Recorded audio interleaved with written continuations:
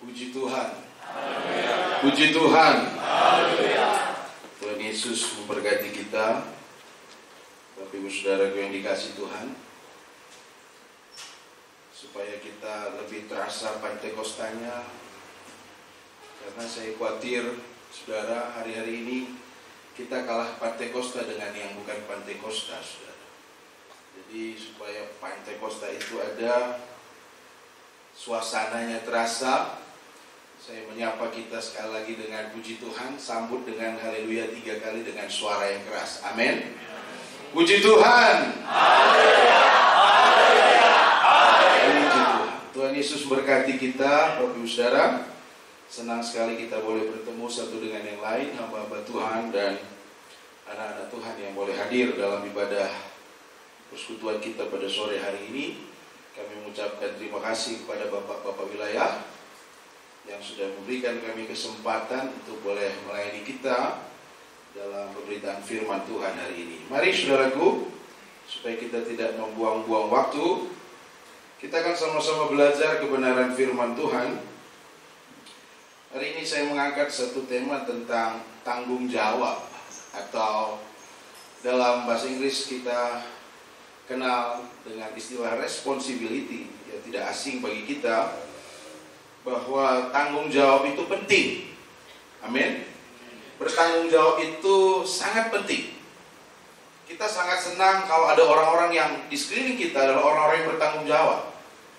Tapi kalau di sekeliling kita orang-orang yang tidak bertanggung jawab, itu akan bikin kita susah. Dan Tuhan juga mencari pribadi-pribadi yang bertanggung jawab. Amin. Mari buka kitab kita, saudaraku, kita sama-sama belajar Injil Matius pasal 21 ayat yang ke-28 sampai 32. Injil Matius pasal 21 ayat yang ke-28 sampai ayat yang ke-32. Saya bacakan, mari saudara perhatikan di Alkitab saudara masing-masing. Tetapi apakah pendapatmu tentang ini? Seorang mempunyai 2 anak laki-laki. Ia pergi kepada anak yang sulung dan berkata, "Anakku, pergi dan bekerjalah hari ini dalam kebun anggur." Jawab anak itu, "Baik Bapa," tetapi ia tidak pergi. Ayat 30. Lalu orang itu pergi kepada anak yang kedua dan berkata demikian juga. Dan anak itu menjawab, "Aku tidak mau." Tetapi kemudian ia menyesal lalu pergi juga. Siapakah di antara kedua orang itu yang melakukan kehendak ayahnya? Jawab mereka, "Yang terakhir."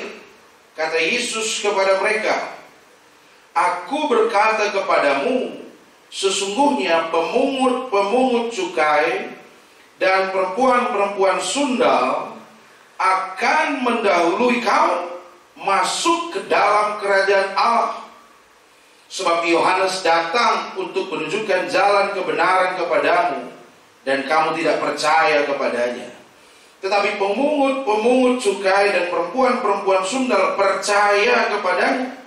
Dan meskipun kamu melihatnya, tetapi kemudian kamu tidak menyesal, dan kamu juga tidak percaya kepadanya." Puji Tuhan. Ada satu perumpamaan yang disampaikan dalam ayat ini tentang 2 orang yang berbeda. Ya, digambarkan ada satu orang bapak, ayah yang punya 2 anak yang sulung. Dia berkata, "Anak, pergilah ke kebun anggur kita." Lalu dia berkata apa? "Ya." Secara verbal enak dengarnya. "Ya, ya Bapak, saya akan pergi." Tapi firman Tuhan mencatat apa? Tetapi dia tidak pergi. Lalu anak yang kedua, ayahnya, bapaknya berkata, "Anakku, pergilah ke kebun anggur kita, kerjalah di sana." Dia berkata apa? "Aku tidak mau." Tetapi firman Tuhan mencatat kemudian dia menyesal, dan kemudian dia pergi ke kebun anggur bapa. Nah, digambarkan saudaraku, saya sangat tertarik dengan ayat ini, ayat yang ke-31. Kita baca sekali lagi, saudara perhatikan baik-baik. Ini menjadi satu perenungan bagi kita semua, hamba-hamba Tuhan dan anak-anak Tuhan. Siapakah di antara kedua orang itu yang melakukan kehendak ayahnya? Jawab mereka, "Yang terakhir." Kata Yesus kepada mereka, aku berkata kepadamu, sesungguhnya pemungut-pemungut cukai dan perempuan-perempuan sundal. Saudara, ada dua orang yang seringkali disebutkan dalam Injil. Dua orang ini adalah orang-orang yang tidak disukai. Mereka banyak sekali tidak disukai orang. Karena apa? Melakukan hal-hal yang jahat. Pemungut cukai itu memeras. Pemungut cukai itu menekan. Perempuan-perempuan sundal hidup di dalam dosa. Sangat berbeda dengan kaum-kaum orang-orang suci yang sangat berbeda dengan mereka. Tapi kenapa Tuhan berkata dalam ayat ini, sesungguhnya pemungut-pemungut cukai yang notabene adalah orang-orang yang berdosa, mereka melakukan banyak salah, tidak benar, tidak hidup suci seperti hamba-hamba Tuhan. Dan perempuan-perempuan sundal yang mungkin dalam pandangan orang pada waktu itu najis, berdosa. Tapi firman Tuhan mencatat apa? Sesungguhnya mereka akan mendahului kamu masuk ke dalam kerajaan Allah. Kenapa? Inilah yang dikatakan firman Tuhan, yang terdahulu akan menjadi terkemudian, dan yang terkemudian akan menjadi terdahulu. Sebab apa? Kita tidak punya tanggung jawab dalam firman kebenaran yang sudah kita tahu, yang sudah kita dengar, yang sudah kita mengerti, tapi kita tidak melakukannya. Dalam ayat yang ke-32 berkata, sebab Yohanes datang untuk menunjukkan jalan kebenaran kepadamu, dan kamu tidak percaya. Tapi pemungut-pemungut cukai dan perempuan-perempuan sundal percaya kepadanya. Dan meskipun kamu melihatnya, tetapi kemudian kamu tidak menyesal, dan kamu tidak juga percaya kepadanya. Ini adalah perenungan bagi kita, saudara yang dikasihi Tuhan. Mari kita belajar. Kata tanggung jawab atau responsibility ini dari dua kata, yaitu kata response dan ability. Response dan ability. Respon itu adalah respon, bagaimana kita meresponi sesuatu, dan ability adalah kemampuan. Jadi secara lengkap, saudaraku, kata responsibility ini adalah kemampuan untuk merespon, menanggapi, bukan sekedar bereaksi saja, tapi bagaimana kemampuan kita untuk bereaksi, menanggapi, peduli. Begitu kira-kira. Itu yang disebut dengan responsibility atau bertanggung jawab. Bagaimana kemampuan kita untuk meresponi sesuatu. Dan dalam konteks ini, bagaimana kemampuan kita untuk meresponi firman yang sudah kita tahu, yang sering kita dengar, yang sudah kita pahami, tetapi kerap kali kita tidak mampu melakukannya. Itu adalah orang yang tidak bertanggung jawab. Nah, saudara yang dikasihi Tuhan, kita akan lihat ayat-ayat ini, kita belajar sama-sama. Dalam ayat 29, anak yang sulung tadi berkata apa? Iya. Dia berkata iya, tetapi tidak melakukan. Ya, tapi tidak melakukan. Ia pergi kepada anak sulung, dan di sini kita lihat karakter dari ayahnya. Itu dalam perumpamaan ini meminta tolong kepada anaknya yang sulung untuk pergi ke kebun anggur untuk bekerja di sana. Dia berkata apa? Iya. Kira-kira Bapak Ibu lebih senang mana ini? Hadirin anak lu, entah kempundu, entah jemaat. Pagi kita gotong royong ya. Woi om, ya om. Tapi pagi batang hidungnya nggak kelihatan. Saya pernah mengalami ini, saudara ya. Waktu kami membangun gereja di Korpri, maka tukang bilang kita butuh 250 batang bambu.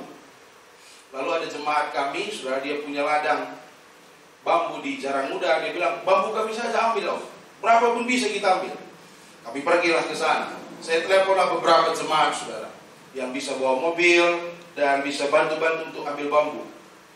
Saya telepon seorang bapak, bisa kan besok bantu kita ke Jarang Muda ambil bambu, bawa mobil dulu sekalian ya. Siap om. Wih, luar biasa. Siap om, bawa tali ya. Siap om. Kayak dari deba, ini naga. Kalau bagi-bagi semalam kelatih pendeta begitu. Siap om, jumpa gereja kita pagi ya. Oke om. Lalu saya telepon lagi seorang bapak karena nggak cukup mobil, harus 3-4 mobil, saudara ya. Lalu saya telepon bapak yang kedua, besok bisa kamu bantu kita ke Jarang Muda? untuk ambil bambu. Aduh, iya. Pagi ke kami nggo janji ngutip tomat om. Walah ini. Maaf gel ya om, maaf gel ya, katanya saudara. Ya oke lah kalau memang begitu, saya bilang. Besok paginya saudara sudah siap-siap mau pergi ke Zaranguda ambil bambu. Yang tadi bilang siap om, iya om, kena ada dewa om. Nggak saya bergila muncul. Tapi yang kedua tadi yang bilang maaf om, besok kami sudah janji kutip tomat. Aron bengko katakan jam 6:30 pagi saya diteleponnya. Om, rastai kita ya, katanya. Tapi kan kutip tomat. Ya, kedun bebancing om.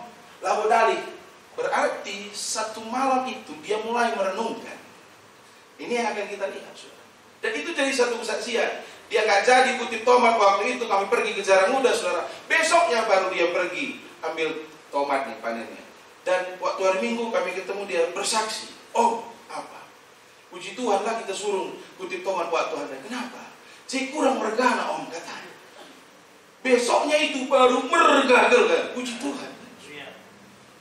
Nah saudara yang dikasih Tuhan, perhatikan baik-baik. Kita seringkali mulut kita berkata, iya Tuhan. Ada lagu kita kan, ku jawab ya. Betul nggak? Bahasa Karo lebih sedap. Kayak ini bahasa Karo. Uweniku Tuhan. Yuk angkat nada dari uweniku Tuhan. Tetapi pada kenyataannya perhatikan baik-baik. Si sulung ini menjawab iya. Dalam bahasa Yunani dipakai kata ego. Dari kata ego. Yang artinya here I am. Ini aku. Jadi kata ego atau ego itu artinya here am I. Ini aku. Ya, ini aku. Apa yang bisa kukerjakan? Saudaraku, dalam ayat ini di firman Tuhan dikatakan, yakni jawaban yang diartikan ya, saya mau pergi. Itu adalah jawaban verbal dari anak yang pertama, menyatakan bahwa ia mau melakukannya, mau melakukan yang Bapa kehendaki. Dia berkata, here am I, ego. Ya, saya mau melakukannya. Iya, saya mau melakukan kehendak Bapa. Tetapi sayang sekali saudaraku, ia hanya mengatakan apa yang baik saja secara verbal, tapi sama sekali tidak taat kepada kehendak Bapa. Coba kita renungkan baik-baik anak-anak Tuhan, hamba-hamba Tuhan. Kita gampang berkata, here am I. Iya. Ia mengatakan ya, tapi tidak melakukan. Secara verbal saja ia berkata ya, ego, tapi sama sekali tidak taat kepadanya. Mulutnya, mulutnya mengatakan ya, tapi perbuatannya mengatakan tidak. Seolah-olah dia ya, seolah-olah dia baik, tapi tidak. Ini sebenarnya manusia jahat sekali, saudara. Ini manusia paling jahat. Tidak ada integritasnya sama sekali. Nanti kita akan bahas itu di terakhir. Tentang integritas adalah bagian dari tanggung jawab. Berkata ya tapi tidak melakukan, ini manusia berbahaya. Saudara, ini racun. Ini perhatikan baik-baik. Kalau firman Tuhan berkata apa? Jika ya, katakan ya. Jika tidak, katakan tidak. Selain itu berasal dari mana? Si jahat. Makanya saya bilang jahat sekali. Jangan sampai di mimbar, jangan sampai di gereja status anak Tuhan Kristen itu kita berkata seperti seolah-olah kita ya kepada kehendak Bapa, tapi pada kenyataannya tidak. Status Kristen itu saja pun berat untuk menyandangnya, Bapak.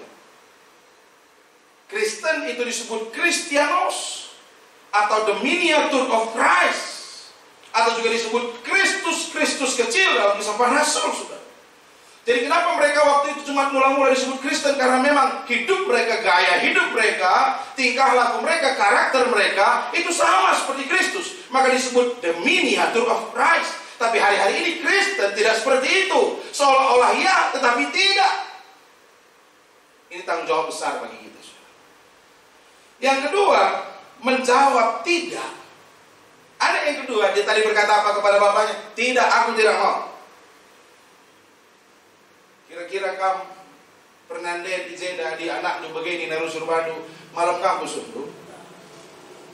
Cuci kari piring anakku, aku lang. Mulai kari kam sekolah hari cuma kami anakku, lang. Enak nggak dengar? Tapi kita lihat di sini saudaraku, ini perhatikan baik-baik. Dia menjawab tidak, tetapi melakukan. Ayat 28 dan 29, anak yang kedua ini menjawab tidak mau. Secara verbal dia menolak, saudara. Secara verbal dia menolak. Itu digambarkan seperti apa tadi? Pemungut cukai, perempuan sundal. Mereka seperti hidup menolak firman Tuhan. Secara verbal dia menolak perkataan ayahnya. Ia tidak taat kepada ayahnya. Namun sesudah itu Alkitab berkata apa? Dia eusteros. Dalam bahasa Yunani pakai kata eusteros, yang artinya later atau afterwards. Artinya apa? Anak bungsu itu berubah pikiran. Atau dalam bahasa asli pakai kata metameletes. Metameletes ini kata metamorfosa. Kita belajar biologi, metamorfosis itu adalah satu perubahan bentuk, satu perubahan sifat, saudara. Dan ketika itu dia eusteros, dia mengalami metameletes. Artinya apa? Ketika dia berkata tidak, tetapi ketika dia berkata tidak, dia mengalami satu perubahan dan dia menyesal. Dia eusteros. Dia mengalami metameletes. Ada perubahan.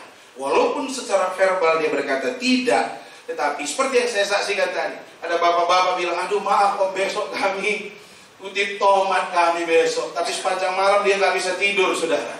Sepanjang malam dia renungkan, maka 6:30 pagi saya ditelepon, om saya ikut. Dia bawa mobilnya, saudara. Karena apa? Dalam perenungannya dia mengalami metameletes. Ada perubahan. Hati-hati di sini, saudara. Kita tahu kebenaran, tapi tidak merubah kita. Kita sampaikan kebenaran, tapi kita tidak mengalami metameletes. Kita tidak mengalami metamorfosis. Sehingga kita berkata ya, tapi tidak melakukan. Tapi dalam ayat ini katakan menjawab tidak, tapi melakukan. Kata later atau kata afterwards ini menunjukkan bahwa ia mulai memikirkan ulang, mulai merenungkan apa yang dia sampaikan tadi. Next, apa yang dia sampaikan tadi? Dia renungkan, kenapa aku berkata tidak? Kenapa aku tadi berkata tidak kepada Bapakku? Dia merenungkan itu, dia memikirkan ulang apa yang terjadi. Ada jeda waktu yang dia ambil untuk mengintrospeksi diri. Sekali lagi, ada jeda waktu yang dia ambil untuk mengintrospeksi dirinya. Memang jawabannya menolak, tapi dalam jeda waktu dia berpikir dan merenung dan mengambil keputusan untuk berubah. Haleluya. Haleluya. Saya berharap saudara, Bapak Ibu saudara menangkap sesuatu yang luar biasa dalam penjelasan firman ini. Jangan sampai kita berkata ya tetapi tidak melakukan. Tapi justru mereka digambarkan firman Tuhan tadi, pemungut cukai, perempuan sundal, mereka lah yang akan lebih dahulu masuk dalam kerajaan Allah. Karena mereka dalam jeda waktu itu mereka mengintrospeksi diri. Mereka memang selama ini tidak tahu kebenaran, tapi mereka mulai metameletes ketika mereka merenungkan, saudaraku. Kata metameletes ini artinya berubah pikiran, itu punya konotasi yang sama, disebut dengan regret atau menyesal. Manusia tidak akan bisa berubah sebelum dia menyesal. Perhatikan baik-baik. Adi benar ngekap dulu badu, lalu kamu berubah-ubah. Ini bagaimana? Adi benar siakap lalap bata, kita siakap lalap si pasna. Kai si ban siakap si pasna. Si leban salah, si leban mutu siakap rina. Lapan si berubah. Tapi dia mengalami metameletes. Dia mengalami regret, menyesal. Sama seperti dalam Matius pasal 27 ayat 3. Ketika Yudas menjual Yesus, dia menyesal. Ia menyesal telah melakukannya, tapi berubah taat secara tindakan. Itu anak yang bungsu tadi. Nah, ayat yang sama menggambarkan kata menyesal ini dalam Matius pasal 27 ayat yang ketiga, saudaraku. Mari kita perhatikan. Pada waktu Yudas yang menyerahkan dia melihat bahwa Yesus telah dijatuhi hukuman mati, menyesallah ia. Lalu ia mengembalikan uang yang 30 perak itu kepada imam-imam kepala dan tua-tua. Ada kata menyesallah ia. Tapi kita tahu penyesalan dari Yudas terlambat, saudara. Ada kata menyesal. Ada banyak orang tidak mengalami penyesalan-penyesalan dalam hal-hal yang tidak benar yang dia lakukan. Tidak mengalami penyesalan, tidak sadar diri. Itu adalah orang yang susah untuk mengalami metameleteis tadi. Dia nggak akan pernah mengalami perubahan di dalam dirinya karena dia tidak pernah menyesal akan keadaannya. Hati nuraninya sudah tumpul, kata Rasul Paulus. Hati nuraninya tidak lagi ada Roh Kudus berbicara di sana, sehingga tidak lagi ada penyesalan. Dia hidup dalam kebenaran dirinya, bukan kebenaran Tuhan yang dia pakai di dalam dirinya, tapi standar kebenaran dirinya yang dia pakai. Mari kita lihat orang-orang yang bertanggung jawab, responsibility. Saya catat di sini dari hasil eksegese ayat ini. Yang pertama adalah melakukan apa yang diperintahkan. Orang yang bertanggung jawab adalah apa? Melakukan apa yang diperintahkan. Itulah orang yang bertanggung jawab. Jadi uwe penidu adilabu kendu, labu bertanggung jawab. Kita berkata ya tapi tidak melakukan, itu bukan bertanggung jawab.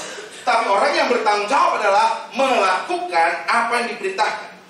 Melakukan apa yang diperintahkan itu butuh pergumulan. Perjuangan untuk melakukan kehendak Allah. Itu dimampukan oleh Allah dan kita mampu melakukannya. Karena apa? Pengenalan yang sejati akan Tuhan itu membawa kita punya kerinduan untuk melakukan kehendak Allah. Kehendak yang kita kasih. Sebab adilah kita ke lagi Tuhan, lalu kita ngasuh melakukan keinginan Tuhan. Intinya itu. Orang yang mengasihi Tuhan, kasih dari Tuhan itu, karena dasar dari dia mengasihi Tuhan itulah yang memampukan dia melakukan kehendak Bapa. Itu butuh pergumulan, itu butuh perjuangan. Itu tidak lahir tiba-tiba, itu tetapi dilalui oleh proses. Bagaimana kita mencintai Tuhan, bagaimana kita mengasihi Tuhan, bagaimana kita sangat mengasihi Tuhan. Itulah yang memampukan kita melakukan kehendak Bapa. Kalau kita tidak punya kasih kepada Tuhan, kita tidak akan mampu melakukan kehendak Bapa.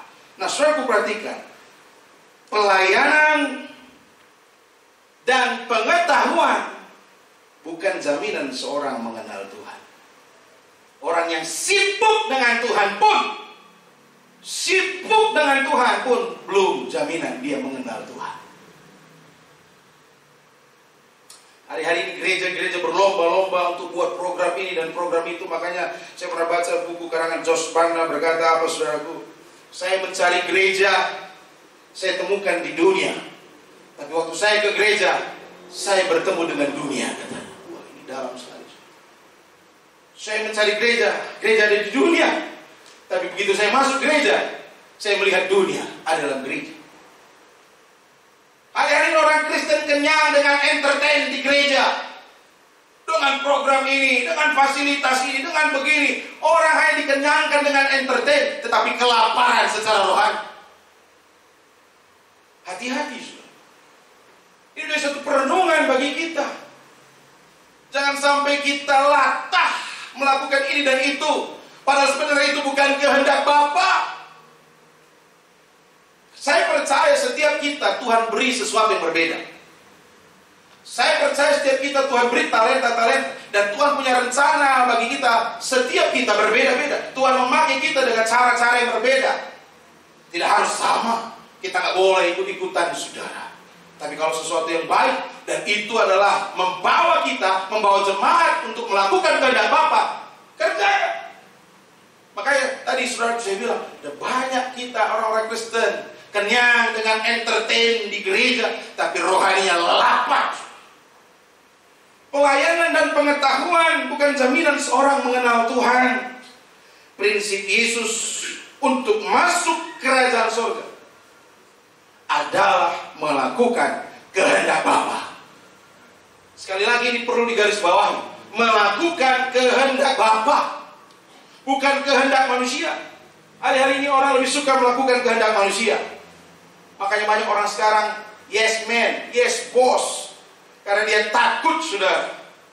Dia takut, lebih takut kepada manusia daripada kehendak Bapa. Saudara, aku perhatikan baik-baik, pelayanan dan pengetahuan bukan jaminan seorang mengenal Tuhan. Sibuk dalam pelayanan, banyaknya program bukan jaminan untuk kita melakukan kehendak Bapa. Maka kita harus mengenal Tuhan untuk berkata ya dan melakukan kehendak Bapa. Garis bawahi ini, melakukan kehendak Bapa. Kehendak Bapa, lamu kehendak ta, lamu kehendak jelma sinterep, gelah kita metunggu bila-bila jelma sinterep.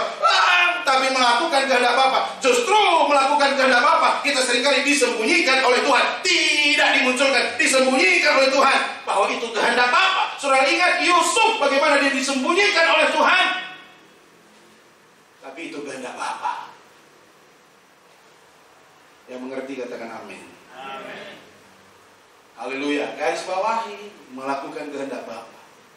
Yang kedua, saudara, orang yang bertanggung jawab bukan sekedar lip service saja. Sama seperti anak sulung tadi. Ya Bapak, itu lip service. Adinadik motorku perteguhan beredani na cakap saja lah bola kopal ni. Ini bahasa Ibrani. Angkat duit, cakap saja lah bola kopal. Elite service. Omong doang.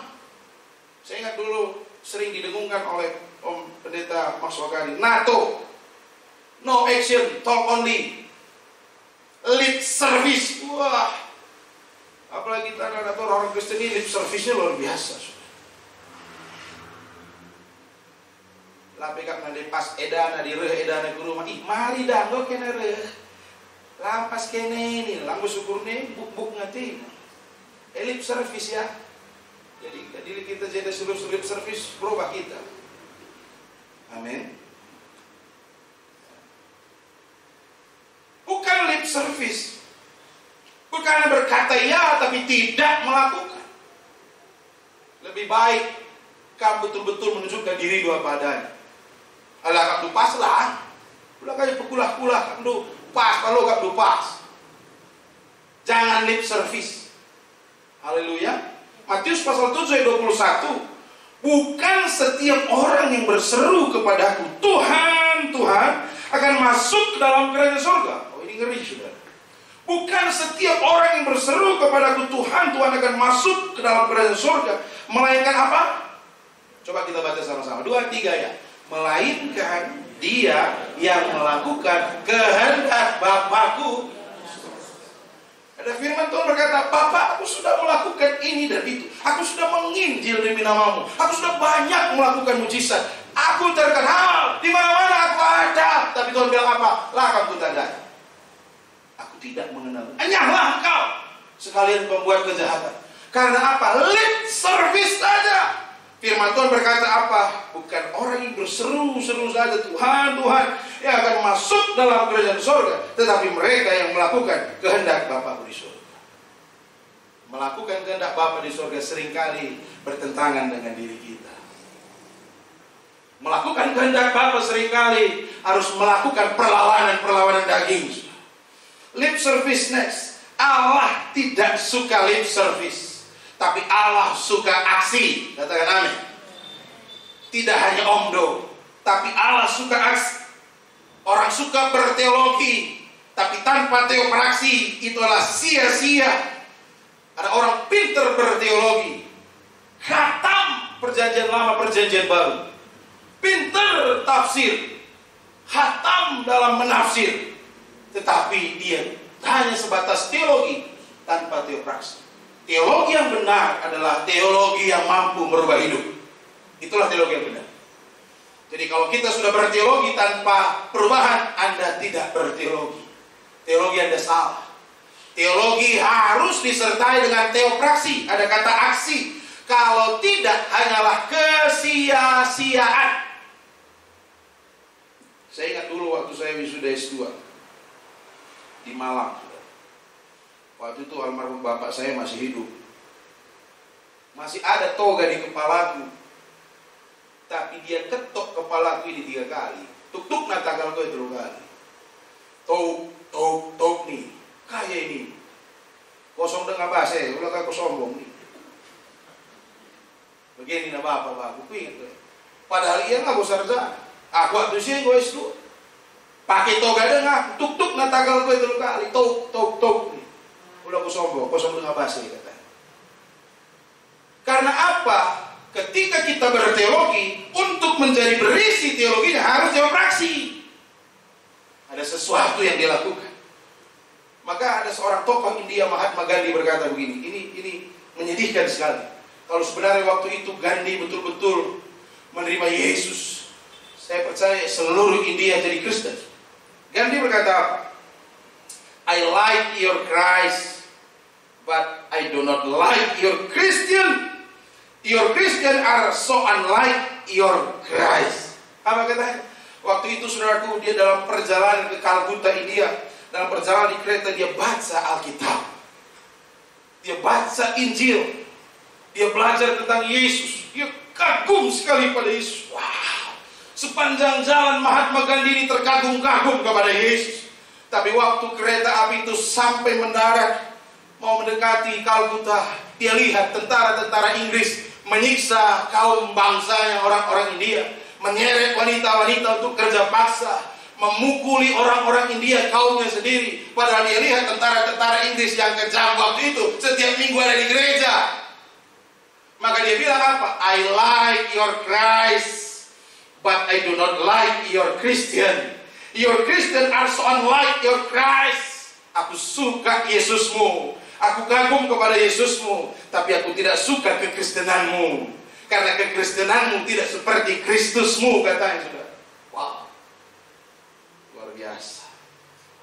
Jadi jangan sekedar lip service, katakan amin. Betul-betul lah pula buali lu Bandung. Katakan amin. Si buali bata latih pilih. Latih. Lebih sedap jadi manusia yang apa adanya. Ya, tidak. Amin. Tidak sekedar janji. Ya, next. Tidak sekedar janji.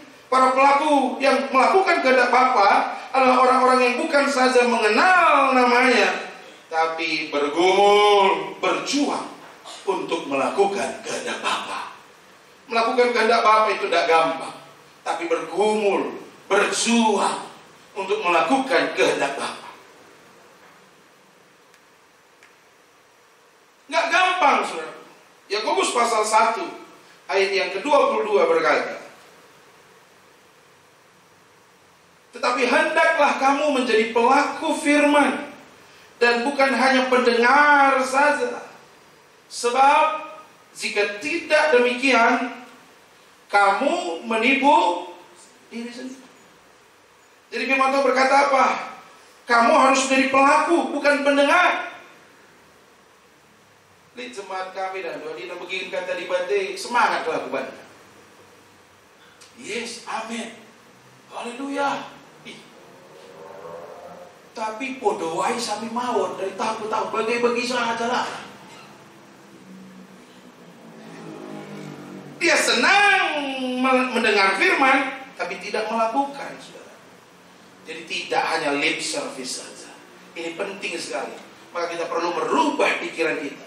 Saudara, ada 5 belief system manusia. Yang pertama itu adalah bagaimana cara berpikir itu merubah tindakan. Jadi untuk bagaimana kita merubah diri kita itu diawali dari cara berpikir. Supaya kita mampu merubah hidup kita, tidak hanya lip service saja, dimulai dari bagaimana kita berpikir. Cara berpikir merubah tindakan, tindakan itu merubah kebiasaan, kebiasaan merubah karakter, dan karakter akan merubah kenyataan. Dalam karakter itulah nanti akan terselip yang namanya integritas, yang akan kita bahas yang ketiga, yang terakhir ini, saudara. Orang yang bertanggung jawab adalah orang yang mampu menunjukkan integritasnya. Matius pasal 22 ayat yang ke-16, saudara. Mari kita buka ayat ini. Matius pasal 22 ayat yang ke-16. Waktu itu murid-murid sedang berbincang-bincang dengan Yesus. Dalam ayat ini dicatat, "Guru, kami tahu engkau adalah seorang yang jujur dan dengan jujur mengajar jalan Allah, dan engkau tidak takut kepada siapapun juga, sebab engkau tidak mencari muka." Saya heran kalau ada banyak orang cari muka ya. Mukanya taruh di mana dicari-cari? Hah? Di sini ada yang suka cari muka? Kasihan ya. Orang yang jujur tidak akan cari muka. Ini berbincang kepada Yesus karena murid-murid ini tahu Yesus seperti apa. Dia berkata, "Guru, kami tahu kalau seorang yang jujur dan dengan jujur mengajar jalan Allah, dan engkau tidak takut kepada siapapun juga, sebab engkau tidak mencari muka." Memang kalau orang nggak mencari muka tidak takut apapun. Maka ada satu perkataan, lebih baik diasingkan daripada menyerah kepada kemunafikan. Kira-kira cocok kan deh? Lebih baik diasingkan daripada menyerah kepada kemunafikan. Seorang jujur nggak mau cari muka. Itulah integritas. Itulah tanggung jawab. Apalagi kita seorang hamba Tuhan yang suka cari muka. Jujurlah apa adanya. Harus menunjukkan integritas. Kata seorang yang jujur dalam ayat ini, saudaraku, dalam terjemahan NIV disebut man of integrity. Yaitu apa? Seorang yang berintegritas. Man of integrity. Jadilah kita semua ini man of integrity. Itu yang disenangi oleh Tuhan. Berintegritas. Tidak cari muka. Tidak karena kepentingan ini dan itu. Suka membelok-belokkan ini dan itu. Sikut sana, sikut sini, jegal sana, jegal sini, saudara. Karena apa? Seringkali kita tahu kebenaran tapi tidak mampu melakukannya. Integritas kita injak-injak, hati nurani kita tutup. Integritas itu artinya mutu, sifat atau keadaan yang menunjukkan kesatuan yang utuh sehingga memiliki potensi dan kemampuan yang memancarkan kewibawaan, kejujuran. Ternyata kalau jujurnya pasti gilit wibawana. Haleluya. Haleluya. Orang yang mencela sana sini, bagi sanggar uruk-uruk, jangin kujeia, lalit pendirian, lalit prinsip. Bapak Parenda Rusul ngajarkan teman kami, anak-anak dilagi harus berprinsip nih, dilagi harus berprinsip nih. Gula gundari pagi, Pak Gundari, pagi lah, pagi berubah, berprinsip. Dan saudaraku perhatikan, kesatuan yang utuh maksudnya di sini adalah dapat dipahami sebagai kesamaan antara pikiran, hati, dan tindakan, integritas. Kesamaan antara apa? Pikiran, hati, dan tindakan. Pula bagi eda si kota kedai. Engkau kamu eda mari dina. Tapi setuhuna besatina beda. Likam jadi jemaat, ya uai om, tapi bersyukur dia, teh kucing. Aku mutaksa. Tidak berintegritas. Haleluya. Orang yang berintegritas adalah orang yang sama ketika sedang sendiri, ketika berada di halayak ramai. Tidak ada perbedaan baik dari sifat maupun karakternya ketika ditempatkan dalam keadaan apapun. Berintegritas. Lah baca lupa. Istilahnya lama ger nih. Kan lama ger. Lik mereka lama ger ini istilahnya rusuh. Gak bebas lawat. Itu berintegritas. Tidak berubah. Integritas itu mahal. Makanya jarang orang mampu melakukannya. Integritas itu sulit sehingga orang tidak bisa berdiri di dalamnya. Dan ketika seorang memiliki karakter integritas, maka dalam dirinya tidak ada kemunafikan. Dalam dirinya tidak ada kemunafikan. Dia dapat bertanggung jawab secara personal, secara keuangan, tindakan, bahkan motivasi yang murni. Itu kata Charles Swindoll. Jadi orang yang berintegritas punya karakter. Nah ini hati-hati. Seringkali hari-hari banyak orang yang rusak karakternya. Ada satu perkataan yang bagus sekali. When you lose your money, you lose nothing. When you lose your health, you lose something. But when you lose your character, you lose everything. Artinya ketika kamu kehilangan uangmu, kamu sebenarnya tidak kehilangan apa-apa, karena uang itu akan datang kembali. Kalau kamu kehilangan kesehatanmu, kamu hanya kehilangan sebagian sedikit saja. Tapi kalau kamu kehilangan karaktermu, kamu kehilangan semuanya. When you lose your character, you lose everything. Lanai kita mengharga. Haleluya. Maka harus berintegritas. Mazmur pasal 24 ayat yang keempat dan ayat yang kelima, ayat terakhir, saudara. Mazmur pasal 24 ayat 4 sampai ayat yang kelima.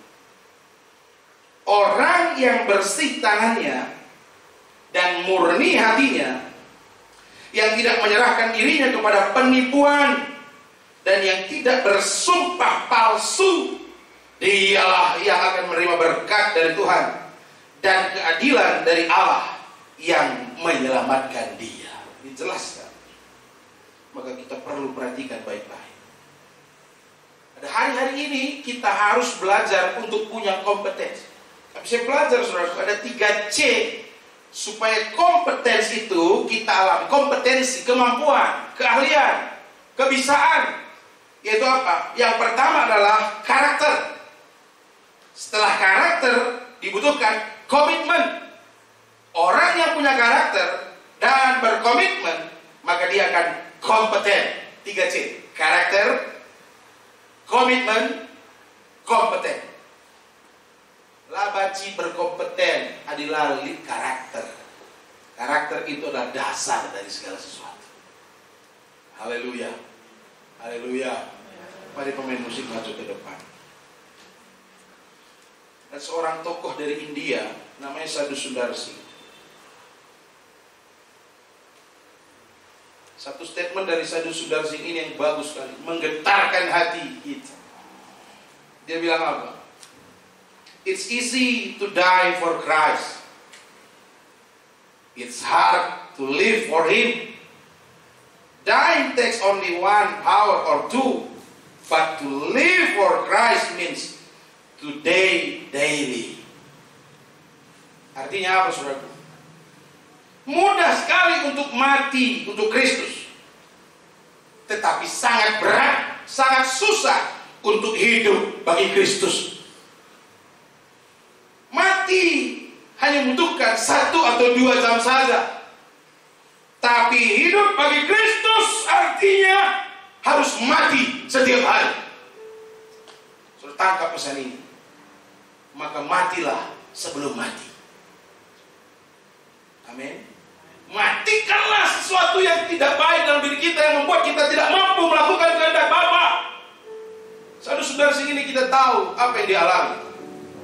Dia menginjil India waktu itu dengan sesuatu yang berat dihadapi orang-orang dia keras, menentang dia, bahkan istri anaknya dibunuh di depan matanya sendiri. Tinggal sendiri, istrinya dibunuh, anak-anaknya dibunuh, tinggal Sadhu Sundar sendiri. Terciptalah lagu itu. I have decided to follow Jesus. I have decided to follow Jesus. I have decided to follow Jesus. No turning back, no turning back. Mengikut Yesus, keputusan. Mengikut Yesus, keputusan. Mengikut Yesus, keputusan. Ku tak ingkar, ku tak ingkar. Jadilah kita hamba-hamba Tuhan dan anak-anak Tuhan yang melakukan kehendak Bapa. Berkata ya dan lakukanlah. Semua akan dipertanggungjawabkan. Semua akan dipertanggungjawabkan. Jangan sampai pemungut cukai, perempuan Sunda mendahului kamu masuk dalam kerajaan Allah. Mari kita berdoa.